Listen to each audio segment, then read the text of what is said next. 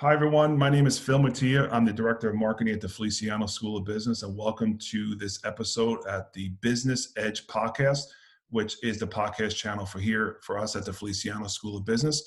I am here with Dr. David Axelrod. He's in the economics department at the Feliciano School of Business. So welcome, David. How are you? Thank you, Phil. It's great to be back again. Yeah, it's been a few months since we've spoken. I think the last time we spoke was October. You had a presidential planned discussion with one of our other faculty members, Dr. Fetterman, and the two of you spoke about different topics, specifically about the Trump plan compared to the Biden plan. So it's been a few months.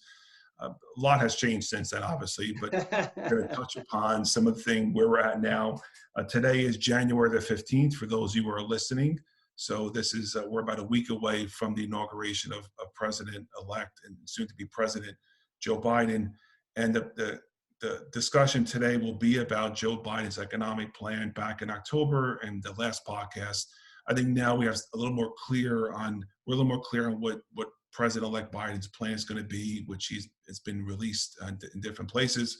But before we get into that, let's talk about what happened yesterday with the direct stimulus plan, President-elect Biden's proposal, which is a $1.9 trillion. I wanted to ask you if you could talk about what the plan entails and what it includes, and we can then get into some of the other topics on his plan.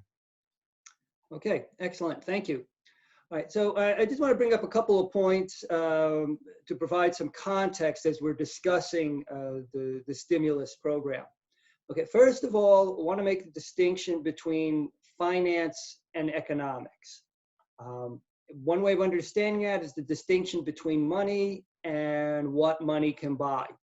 So yes, a lot of the plan has to deal with very large amounts of finances. We're talking close to $2 trillion. But ultimately, the point of the plan is to help people that are struggling to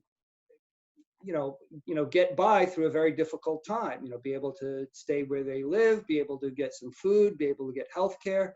So it's not just about money, it's making sure that people get the resources that they can get through this pandemic. Hopefully, maybe by the end of the year, we can see something a little bit more traditionally normal.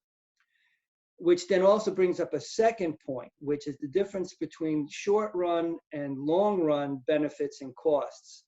So when we talk about the $1.9 trillion plan, some of it is about spending immediately, but some of it, for example, infrastructure, is about spending over a 10-year time horizon.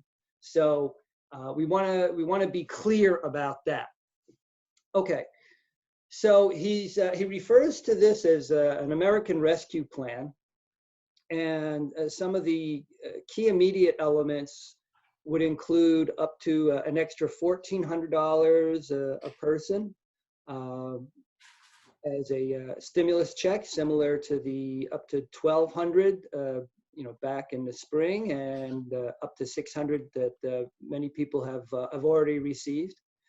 He's talking about extending the extra unemployment benefit, something like about $400 a week, and having that go well into the year as compared to stopping shortly or in some cases completely.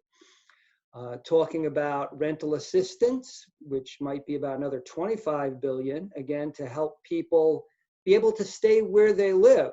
Again, we're in the middle of a pandemic, and it is the worst moment of the pandemic right now in terms of hospitals being overloaded.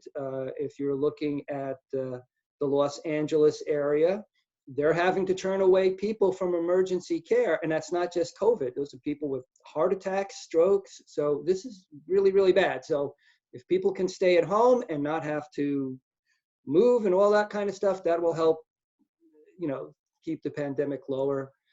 Extend eviction moratorium, emergency paid leave extension, and another big thing is a proposal of about $350 billion to assist states and localities. And this is really important because many states Many cities, municipalities have had a huge hit on their revenues.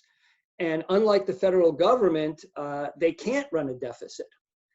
And that means they've had to cut back on these services. And these are essential services like schools, public transit, policing, medical care, and certainly vaccinations. So these are some critical things that Biden wants to get going as soon as he can. Yeah, your point about states not being able to run a deficit, that's critical. I think people don't realize that. The federal government could basically print money, and the government can print as much as they can and run a deficit. I know we had a couple of podcasts, we've talked about that already. But at a state level, that's an excellent point. That's why the states need support, because they can't run at deficits, and they have to cut teachers and essential workers and people that are essential to our daily lives. All right, so let's talk about some of these topics within the economic plan. As identified 6 of them, which I'm going to talk to you about. One being, I think, is the most critical one because it affects all of us and it affects our health. Is healthcare. The Affordable Health Care Act, which is better known as Obamacare, which was President Obama's leading initiative back in 2010, I believe, it was early 2010 when it was passed. That has been over the President Trump's term, he has essentially dismantled it for the most part, removed as much as he could. He wanted to early on, and he tried to repeal it and replace it, which never came to fruition. So now with President Biden coming into office, he has a new plan for the Affordable Care Act, which is a little bit different than I think some of the progressives in the Democratic Party want, which is more the Medicare for all, universal health care. So Biden's plan is a little bit different, not too extreme either way. So I want to get your thoughts on what that plan is and what do you think about it? Okay, well, let's consider some of the important elements. As you said, in essence, it's an expansion or a re-expansion of the ACA. All right, so what are some of the elements? Well, first of all, he's discussing eliminating the 400% poverty, 400% of poverty level income cap. What does that mean? Those people that have relatively low income, defined as 400% of poverty below that, are eligible for subsidies for insurance bought on the ACA market. Okay. There are some problems with the way that was structured. One has to deal with what's called a cliff. In other words, if you make a couple of dollars more than that 400%, you go from getting a substantial subsidy to getting no subsidy, which means that for many people, they needed to, in some cases, avoid making too much money that they would lose that subsidy. All right. So one of the things he wants is to get rid of that cap. Now, there would still be some kind of a sliding scale that as your income goes up, you get less and less subsidy. But by eliminating that cap, more people would get some kind of subsidy. And on top of that, it gets rid of the disincentive from working and earning more, which would be a very good idea. One of the things he's driving for with expanding the ACA is to reduce the number of people that are uninsured. I think the latest number is somewhere around 9%. He would like to see the percent uninsured to be 3% or less. Okay, for a number of reasons. One, people need the help, and two, again, we're in the middle of a pandemic. We need people to not be afraid to get a vaccination when it's available, or to, get help if it's available. And, so we got to do something about that. And another important element, this is not Medicare for all. It's not public option. But it's I think a recognition that moving in that direction is what we're going to have to do in the long run anyhow. So what he's suggesting is lowering the eligibility for Medicare from 65 to 60. And there's a number of reasons for this. But probably the most important one is that with the changing economy, those people that are 60 and over are, kind of having difficulty, real difficulty finding work when they've lost jobs. I mean, technology has changed, the skill sets that you need change. And that means that they have problems, getting healthcare and affording healthcare. So by lowering it down to 60, it enables, again, a larger portion of older people to still have the healthcare that they need. It's not an unreasonable approach. With healthcare, it's back in '92 when Bill Clinton became president. One of his big initiatives was, I believe he called it universal healthcare. Maybe he had a different name for it. And then First Lady Hillary Clinton, I believe, was in charge of trying to build that plan and potentially get acceptance and momentum. Obviously, it never came to fruition because the senators were supportive of the Congress people weren't supportive of it. But isn't it amazing, David? And it's 2021 right now as I look down, that we treat healthcare as a privilege and not a right, where I think most people will say everyone should have some level of healthcare. And Obama came up with a plan, and it was a good plan. I don't think it solved all the issues. I think there were some issues with Obama's plan, but yeah. At least he moved it forward. At least he did something, got it through Congress, and at least those who were uninsured were now insured, and those who wanted to buy it can buy it. I think the costs were a little high, but at least it was a step in the right direction. Then Trump pushed it back. Now Biden's moving it forward. As an economist, why in the world can we just get this right? With a country that we dole out trillions of dollars. What is the issue? Like, why is it so complicated to get this right? Okay, there's a couple of reasons. First of all, very good question. Okay. I would, before I answer the technical, I'd like to bring up an anecdote that really drives home the point of your question. So I have a friend, it's about my age, 60, and had to deal with some heart surgeries. And after having it, it's an existing condition, pre-existing condition, and could not get insurance in the private market, and so ended up having to get something through ACA. And yes, it's expensive, but it's expensive because of the fact that what he needs is expensive, and why the private market doesn't want it. So it's this very interesting challenge that people that are very much for the free market approach, when it comes to their own personal lives, it's like, well, yeah, maybe not. So that gets back to the main part of your question, which is, why is it so difficult to get right? Well, first of all, we live longer, and the cost of living longer, especially when we're older, is just much more expensive. There's more technology involved, there's more intense care. And again, one of the things that the pandemic is showing us is that it's not as simple as throwing more money. We still are limited in the amount of resources we have. And one of the limiting resources is how many doctors and nurses. And in many ways, if we want to help lower the cost of healthcare, you would want a supply side solution, which means maybe we need the government to be paying for people's doctor degrees and nursing and EMTs, and getting a greater supply of people who can provide these services. Supply side is always understood as how you reduce the costs.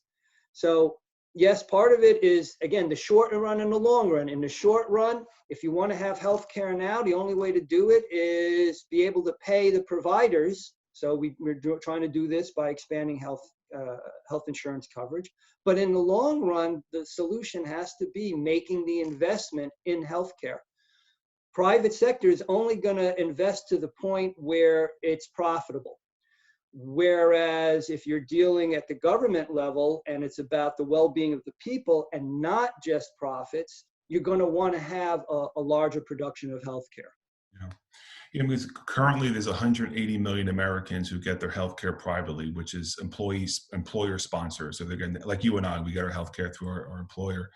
And it's that fear, because when you tell those 180 million Americans that we're going to go to this universal healthcare or this Medicare for all, there's that fear of like, oh my God, well, I'm losing my doctor. What's my healthcare going to look like? I like my specialist. I think that the challenge, and I like the idea of him bringing it down to 60 years old, because again, that moves it down and it's a gradual process. I think the idea of going from where we are now to this universal healthcare quickly, I just think it needs to be phased in somehow. And that's why I like this idea of shoring up ACA, bringing Medicare down to 60, and then working, moving it forward, but not within 2 or 3 years. Like you slowly ease into this universal healthcare model, which this country can do. I mean, we have plenty of money, but your point about having doctors and the supply side, I never thought of that. That's an excellent point. So let's move on to taxes, which again affects all of us. During Trump's presidency, he enacted the American Tax Reform Plan, which reduced tax rates for most Americans, especially those at higher income levels. Joe Biden's plan is a little bit different. It's definitely more of a progressive tax code, more pro-growth. So what's his plan and what does he expect to raise? And are we all going to see our taxes go up? Because that always scares us.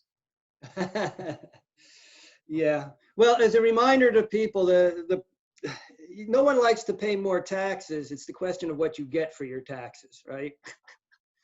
I think it's useful to think of it in terms of what you pay for the services that you're receiving from government. All right, so what are some of the elements? Well, first of all, he'd like to raise the top income tax rate back up to 39.6 from 37.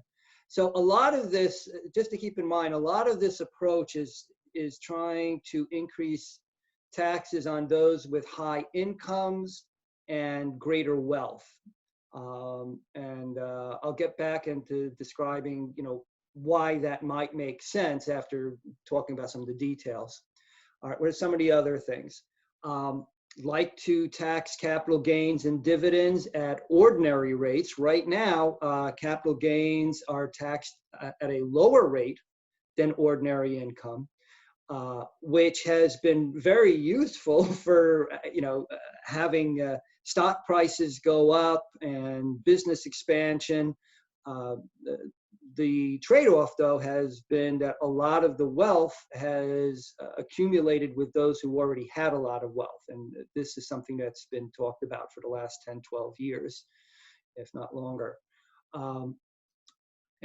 So ordinary rates for individuals with incomes over $1 million. So again, we're talking about a small percentage, but the more affluent. He'd like to tax what's called unrealized capital gains at an individual's death.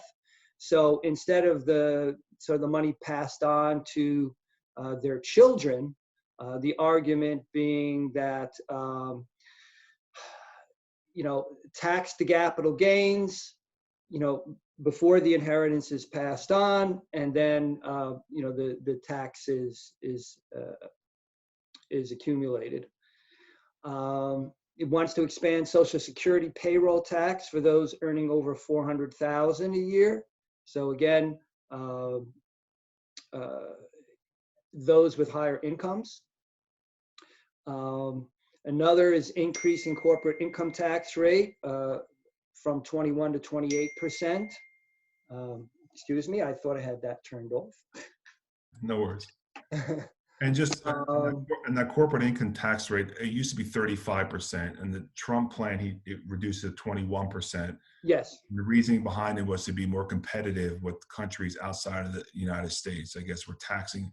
His feeling was by doing that, then companies wouldn't leave the U.S. They'd stay in the U.S. because they were leaving at 35%. So I'm not sure if that ever came to fruition or not, but that was the argument against going down to 21%. Well, there's a couple of ways that you can incentivize corporations and businesses to stay in the United States. One, again, is having a more competitive tax rate. Another is if the government takes on a lot of the expenses that businesses currently have, like healthcare, right? So if that was not an expense that businesses had to deal with, then again, potential for price competitiveness and greater profitability. So there's a number of ways of dealing with it. Another thing he's looking for is the equivalent of a alternative minimum tax on large companies, something like 15%. And also making sure to tax profits from foreign subsidies of the U.S. So if you try to run your business outside of the U.S. and I guess like the Bahamas, trying to avoid taxes, this is basically saying no, you can go wherever you want. We're still going to tax you. And the argument against raising taxes on companies and businesses, what I always hear is that if you raise, for example, 21 to 28%, and you're raising taxes on companies and you're increasing this, that companies will stop hiring people. They're going to start laying people off, and companies will go out of business. And that's always the argument against raising taxes on companies. I mean, as an economist, is that true? Will that happen? Well, the logic is this, that if you raise taxes, it lowers profitability. If you lower profitability, you will get less production, right? Businesses will contract. Well, if businesses contract, then they're going to hire less people.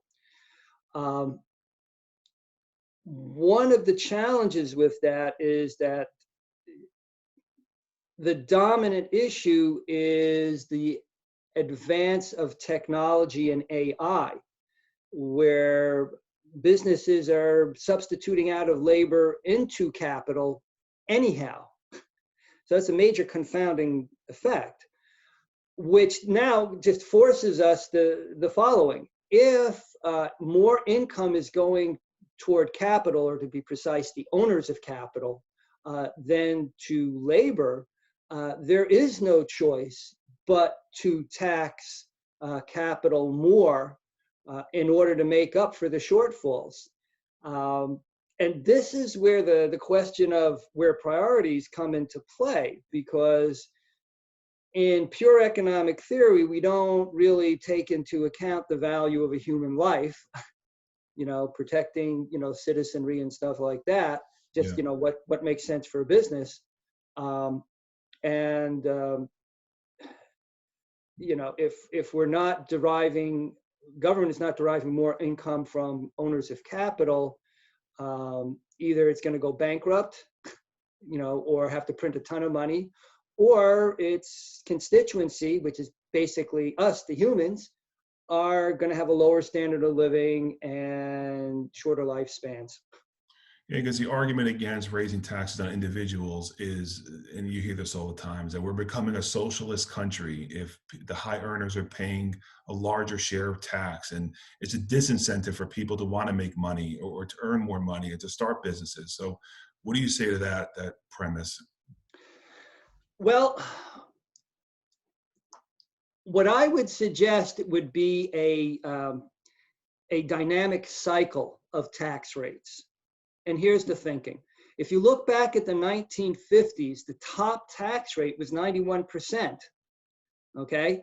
And certainly in the 50s, by the end of the 50s, there was economic growth. It led to a lot of growth that ended up in the 60s. Now, why did that not necessarily cut things off? Because when the tax rate is high, it reduces the value of taking income in, but it also reduces the cost of paying for investments, right? So think of it this way. If you were thinking about making a $10 million investment in your business, if you have a 10% tax rate, that only cuts out 10% of that 100 million. But if it's 90%, it cuts out 90% of that 100 million. So what might make sense are cycles of high business tax rates to encourage investment when the tax rate is high, and then low so that they can actualize their profits. And so if businesses know ahead of time that that cycle is going to occur, that would encourage them to invest when the tax rate is high, right? And in order to be able to make the profit when the tax rate is low. Interesting. So, with the tax reform plan that was enacted in 2017 under Trump, do you think that artificially increased the stock market because the taxes were reduced at these corporations? I mean, we've all seen the articles about Amazon not paying any tax. These big companies weren't paying anything. When Trump came into office, I believe the Dow was at 19,000. Now it's around 31,000. Was some of that just artificial because of cutting tax rates and companies were showing more profits because they weren't giving it to the employees, obviously. They were showing more profit and drove their stock prices up, would ultimately drove up the market? Again, another very interesting question. Yes, the increase in profits are partly to explain the increase in stock prices. But there's another element that has to be explained also, and that is, we've had very, very easy money policy, very low interest rates, the printing of money for a long time, and part of it still continues during Trump's administration. And one of the things economists certainly have asked is, where's the inflation? Okay. And we tend to focus on inflation in terms of consumer goods, the price of the things that we buy to generate, utility for our household.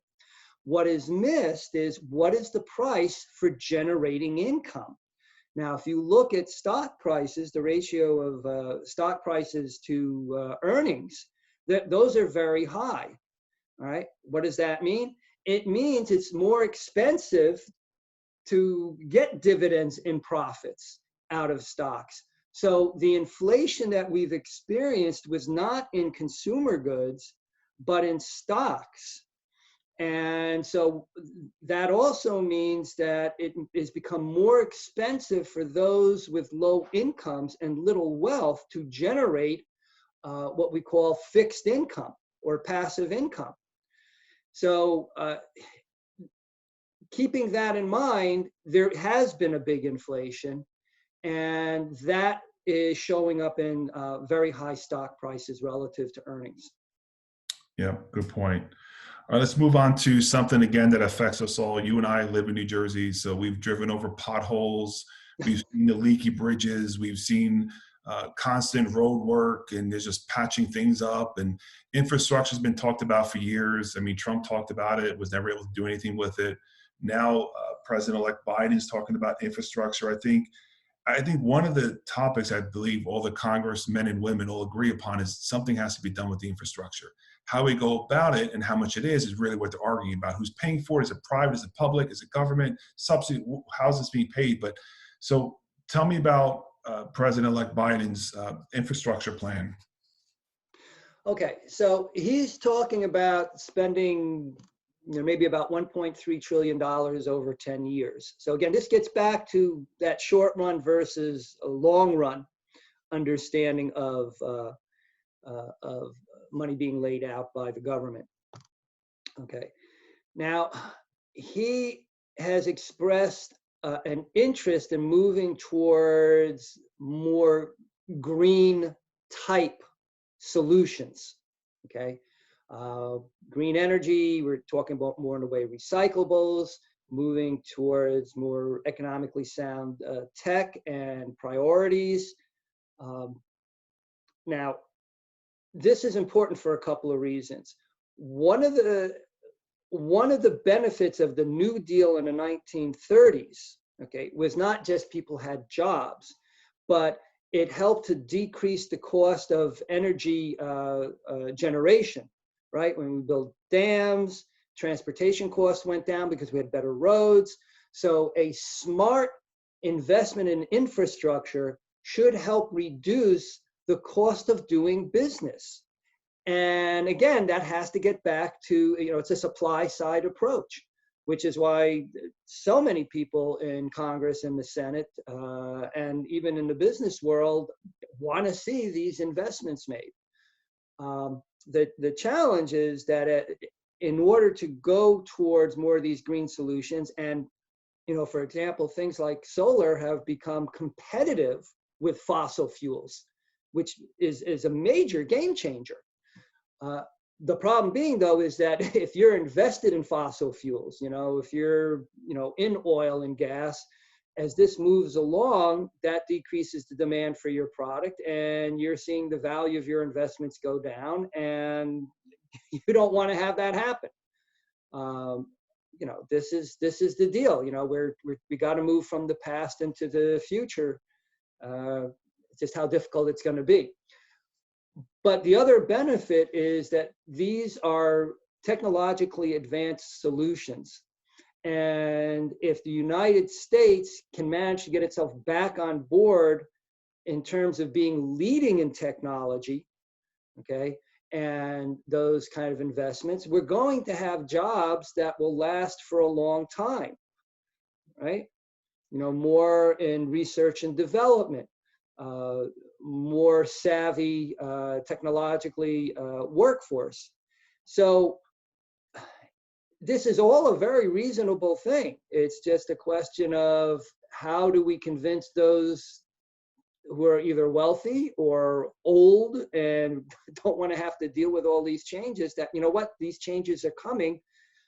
We can make it easier for you, but we can't stop the change. One area within infrastructure, which what always people don't realize is broadband, is high-speed broadband.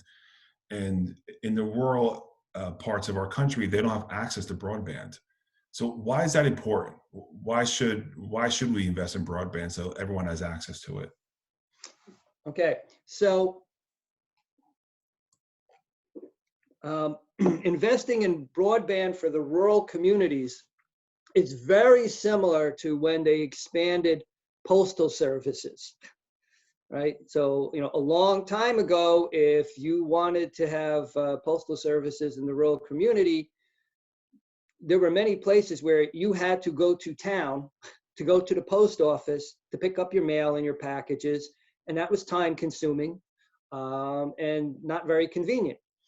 And part of the reason why is that, from a standpoint of private sector, it's really expensive to get these out there. It's not like you're servicing millions of people within a few square miles in a city. You're servicing a few people over, hundreds of square miles. Not very efficient. So expanding broadband is as important as expanding postal services were back then. Another reason why is that more and more of work is going to be remote. And if people in the rural community do not have good broadband, they're going to be shut out of those markets. And that is going to exaggerate poverty in those rural areas, unless, of course, you're very wealthy and you happen to have lots and lots of property. And part of what we see is that, and it's difficult to say, but economics does not exist totally independently of the political. So when you have rural communities dealing with poverty, job loss, less healthcare outcomes, lower outcomes, having that broadband is essential, that more of those people in the rural communities can benefit from society moving ahead. And that's required to get their buy-in. And it's part of what we're seeing in the political world right now. Yeah, excellent points. I mean, people always think broadband is, they want broadband so they could watch Netflix. It's like, no, that's not why they need broadband. is so many. Well, that might be part of it. Part of course. But they need it, right? They need it for work. For work. Yeah, for work. People don't think of it along those lines. And sadly, you're seeing it now for those children who are learning remotely because of COVID, who don't have access to broadband. So they're in a home with a laptop. They don't have stable broadband or may not have it at all. Think of how challenging they are. So now they're not learning. I mean, let alone working. These children can't learn. Even with where you and I live in New Jersey, New York, you hear these reports every day of children that have to learn remotely but can't because they don't have broadband or they don't have stable broadband. So it's unfortunate. Yeah. Phil, just if I can just add Sure. on to that point. Again, this is a reminder of when some people attack this as like a socialist plan or something like that. The model of the private sector assumes that every player has finances and a capacity to make their own income. But the reality is if you're under the age of 18, and certainly if you're under the age of 14, with child labor laws and stuff like that, you do not have the capacity to earn your own income. You do not have a capacity to invest in you're depending on your parents, and your parents are dependent on their jobs and what is available. So there can be a very strong argument that what seems like a socialist plan, to provide education and support the poor, blah, blah, blah, is really a way of making sure that all young people are invested in so that when they get to be old enough to be competitive in a free market, they can. Excellent. Which leads us to our next topic, speaking about young people, student debt, which the progressive faction of the party, Democratic Party, I think it was Elizabeth Warren, I think was the one who first introduced this, about forgiving student loans. And there were several other progressive Democrats who are in favor of this.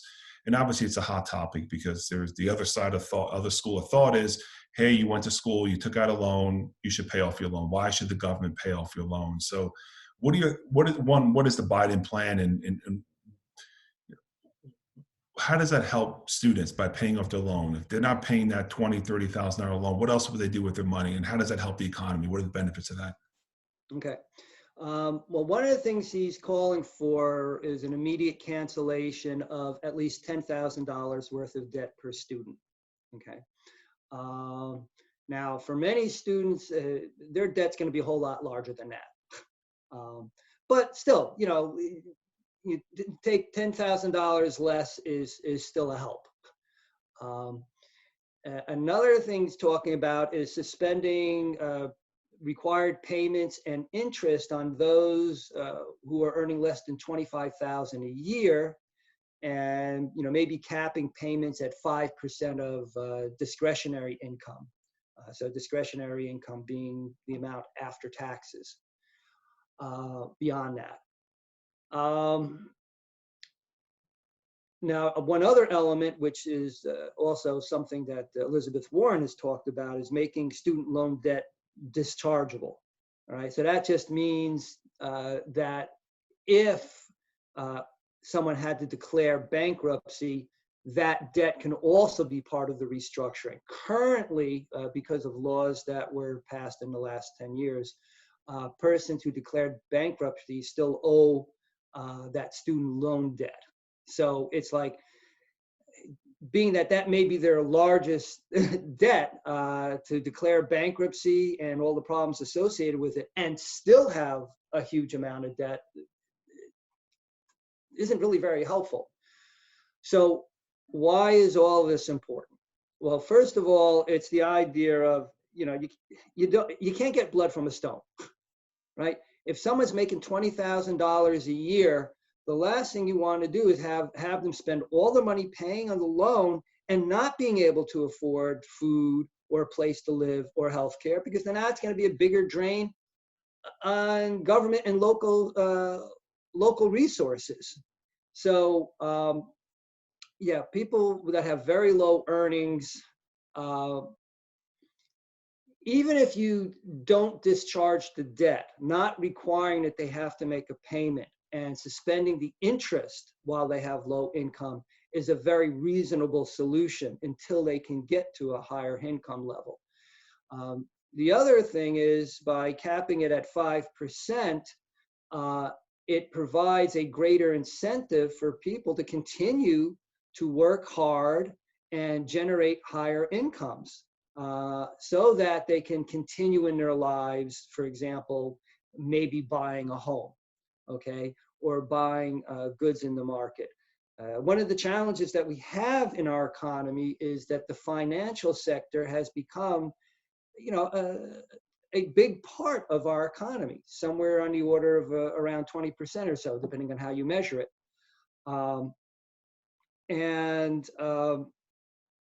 Whatever resources are going to handle finances are not going to creating the real goods and services that improve people's lives.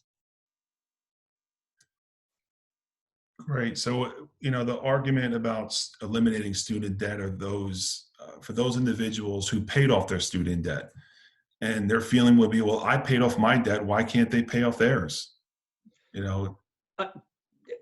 That's a reasonable argument. It's in many ways, it's an unfair advantage.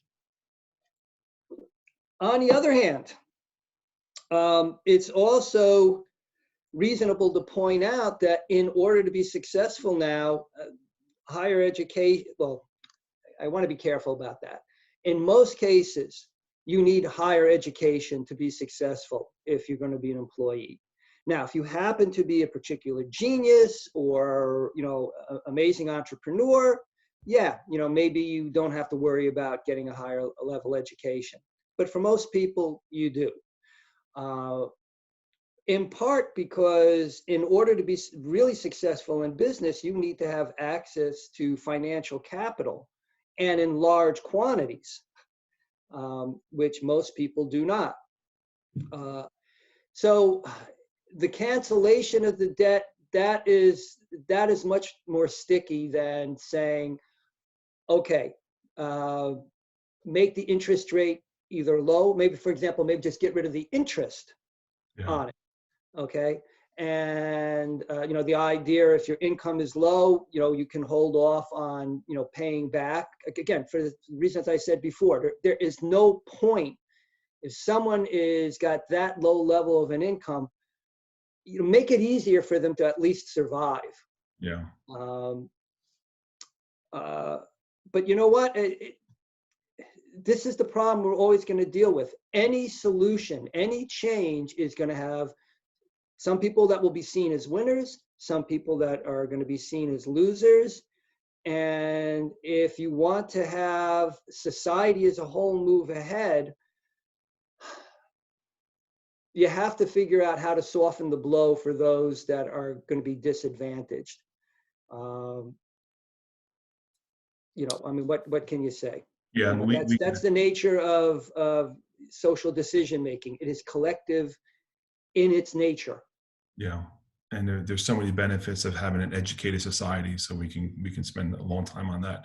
All right, let's talk about a final topic, and again, another controversial topic: the $15 minimum wage. The two sides of thought. There is the one side that feels that that's a livable wage, paying someone $15 an hour so they could just survive, as opposed to the $8, $9, $10, depending on what state you live in. It's a livable income.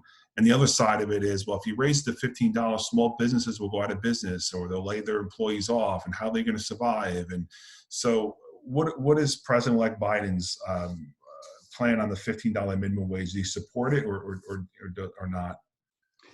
He's supportive of the $15 minimum wage. He's also supportive of ending what's called the tipped minimum wage. That's, for example, wait staffs at restaurants. Some people may not understand or may not know that, in fact, they have a lower minimum wage, somewhere around $3 an hour, because basically, restaurateurs argued, hey, look, they get tips, so we should be able to count that towards their income, and they were able to successfully argue that in Congress. So he'd like to see that end. And he'd also like to see the sub-minimum wage for people with disabilities. Currently, if you have certain disabilities, businesses can hire you at a lower than minimum wage. So those are those elements also. There is a reasonable argument to be made that $15 minimum wage should not be all over the country. Certain places have higher costs of living. So for example, if you're in New York City or San Francisco or some of the other major cities, $15 minimum wage, that barely gets you into being livable. And in fact, we already see in some cities, they've already pushed for that $15 minimum wage. You know, they're not concerned because, you know, it's just not a lot in an expensive city. On the other hand, if you're in a rural environment, $15 minimum wage, yeah, that can be very costly. If you're in certain areas of the South, you know, $8 minimum wage is not a lot, but you know, you might be able to find a way of living on that. Now, another issue tied in with this also has to deal with availability for food stamps and such.